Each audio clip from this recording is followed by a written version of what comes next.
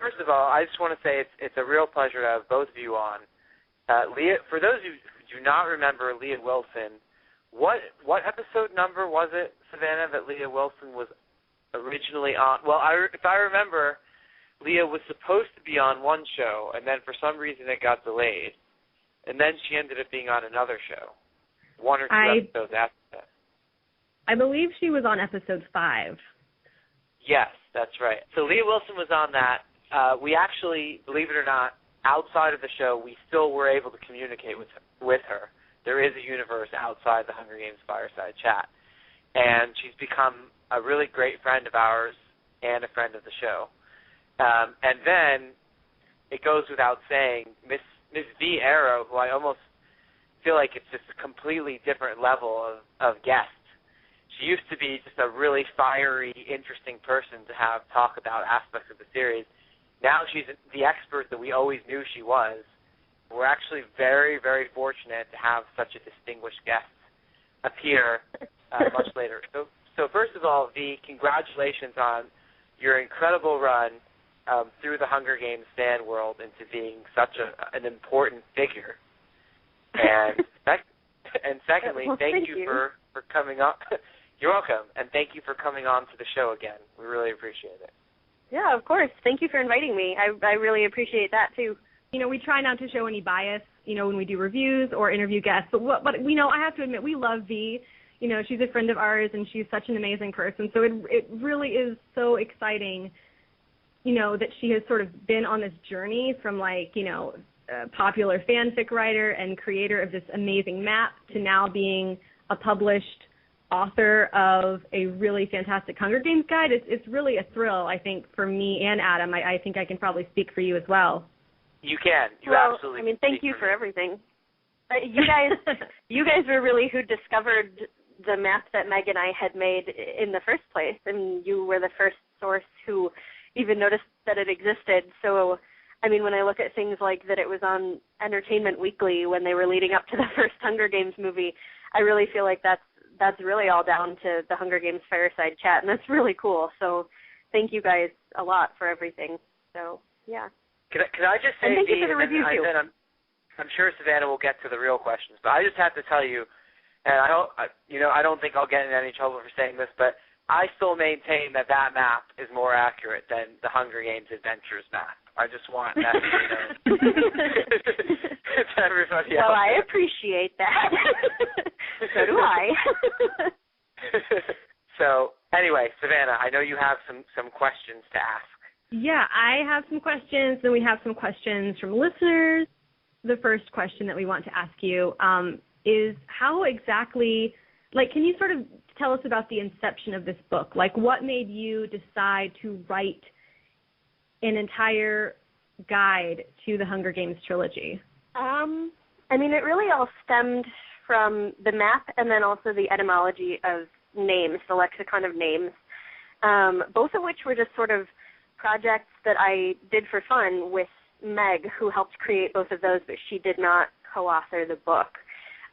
She's sort of moved on to other fandoms and does a lot of intense work with Game of Thrones and Adventure Time and some other things now, but I'm, still Hunger Games and then boy bands on the side. But we're just really nerdy and like to know about stuff and like to research things. And that for me really started when I was in middle school with Harry Potter, which I think a lot of people who are, in their 20s and 30s, fandom really started with Harry Potter. And there were some really fantastic fan guides for Harry Potter back even before the 4th and 5th book were coming out. And I used to love to read those, and it really turned my brain onto how much between the lines of a text an author could put into a series with foreshadowing and with sort of off-the-page character development that's just hinted. So when I read The Hunger Games and Katniss explains where her name comes from, I thought, well, between Peta being obviously pita bread and Katniss explaining her name, all of these names must mean something. All of these little clues within the book must give more information than Katniss realizes she knows about her world, because to be able to develop something as engaging as the series is, you definitely get the sense that Suzanne Collins knows a lot more about Panem than Katniss does. And so I kind of just wanted to explore what those things could be by looking at the kinds of things that Suzanne talked about being her inspiration for the series, like flipping between CNN and American Idol, and how those would tie together. And obviously she drew from things in our world, and then her family's military background, and her own background as a TV writer and working in media. And I just sort of wanted to figure out, what isn't Katniss saying, and where did all these other characters who I've totally fallen in love with really come from, if not District 12, We know a lot about District 12, but I really love Finnick and Annie. I want to know about District 4. So that's kind of where it came from. And I think that's, and we'll talk about this in a second, but I think that's, something that's really missing from all of the other guides and companions out there. There are definitely some good ones out there, but in my mind, they're all very surface skimming, and your book really goes in depth. And as I mentioned in my review, as a Hunger Games fan, a member of the fandom yourself, you don't underestimate our ability to think critically about the series, and you know that that's what we want. One thing that I really loved in your introduction was the distinction that you make between academic analysis and fandom analysis, and I'll just read that really quickly for people who might not have read my review. But you write that academic analysis looks at the overall scope of the Hunger Games, and fandom analysis focuses on what outsiders may consider trivialities: Mag's needing translation, Cinna's lack of capital accent, Peeta's observations of Katniss's parents, to try to build a deeper understanding of the characters' lives and the country they live in as its own place, outside of or even unrelated to the canonical text and authorial intent.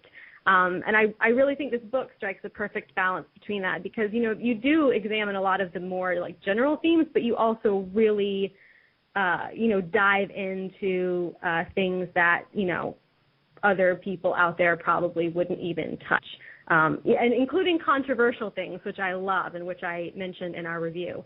Maybe we should direct this question to you, Leah, and V, you can answer it too. If whoever wants to answer it can.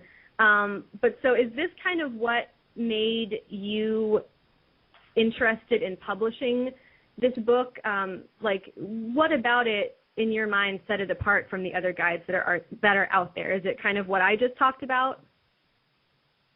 I think, yeah, definitely. I mean, I think as a fandom ages, it gets more sophisticated.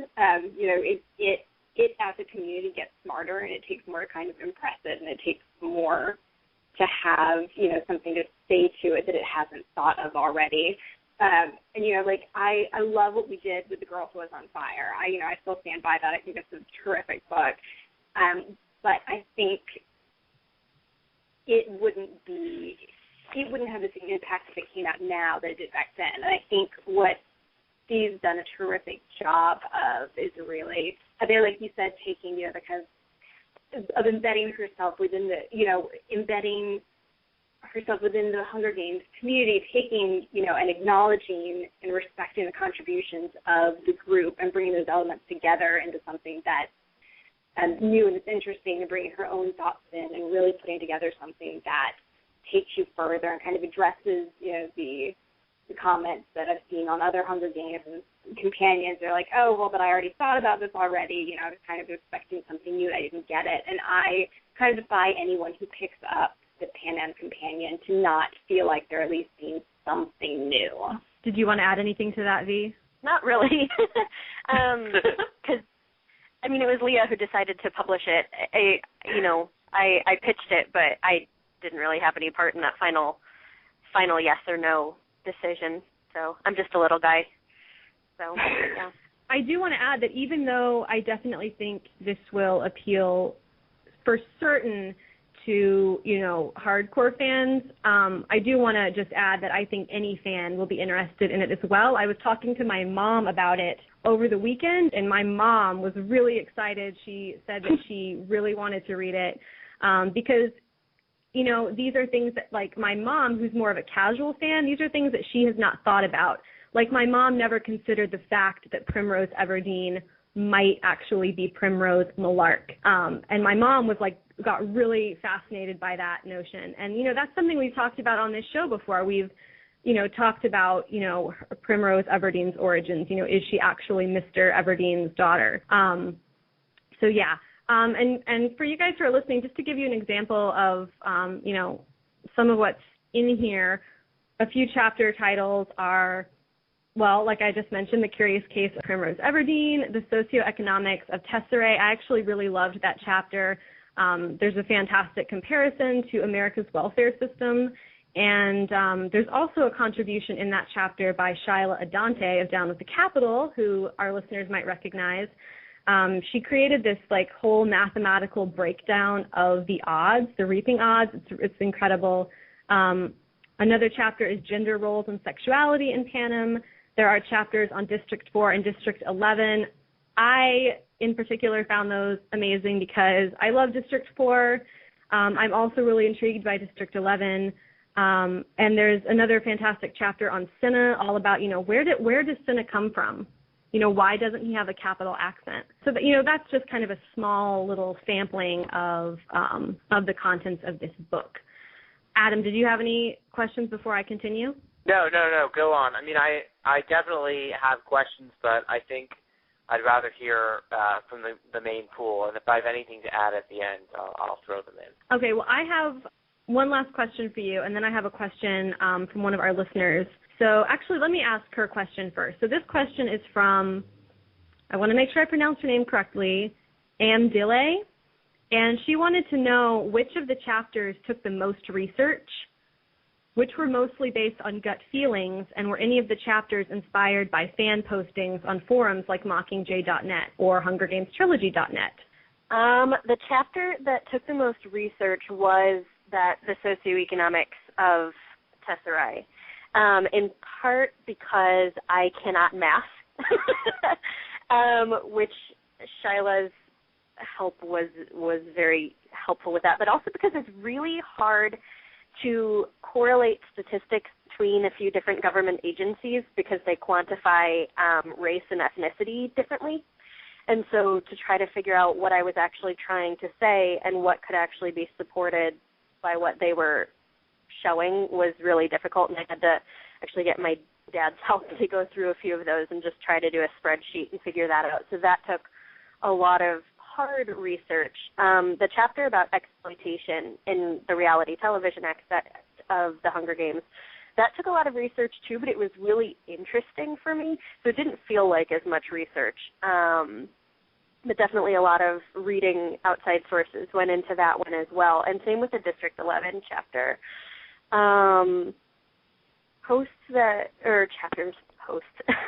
Chapters that were inspired by posts. I mean, everything was inspired by either things that I saw the fandom really talking a lot about or not talking about, and I wondered why it wasn't being talked about.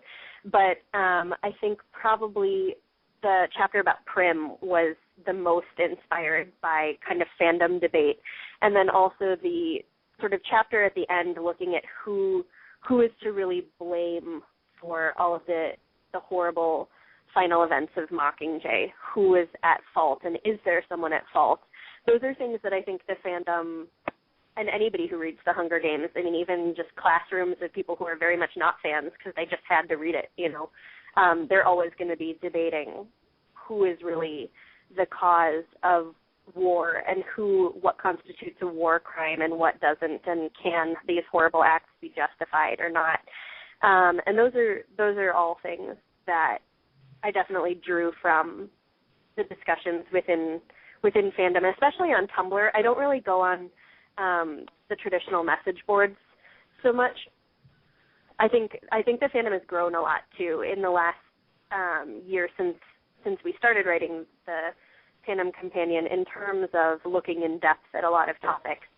But I have tried to sort of stay on top of what's being said and what the general consensus are for those kinds of controversial opinions. And I forgot the third part of the question. I think you'd answered every part. It was which chapter was the most challenging, which was based mostly on gut feeling, and were you inspired by any topics that you saw in like fan forums and stuff. Oh, okay. Oh, and gut feeling probably anything that I wrote about Annie was very personal for me. I really love Annie. She's one of my favorite characters, and I don't think that she's given enough credit either by Katniss or in turn by the fandom.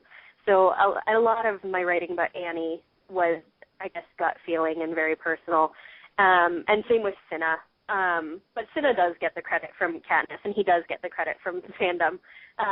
Everybody loves Cinna, and not a lot of people really love Annie, and they should because she's great.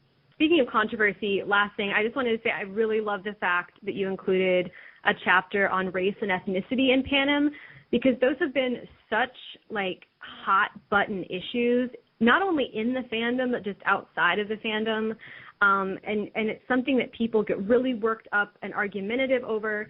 So I think it's really nice to just see, you know, a very intelligent, kind of logical exploration of race and ethnicity and, you know, of what Katniss's race actually is.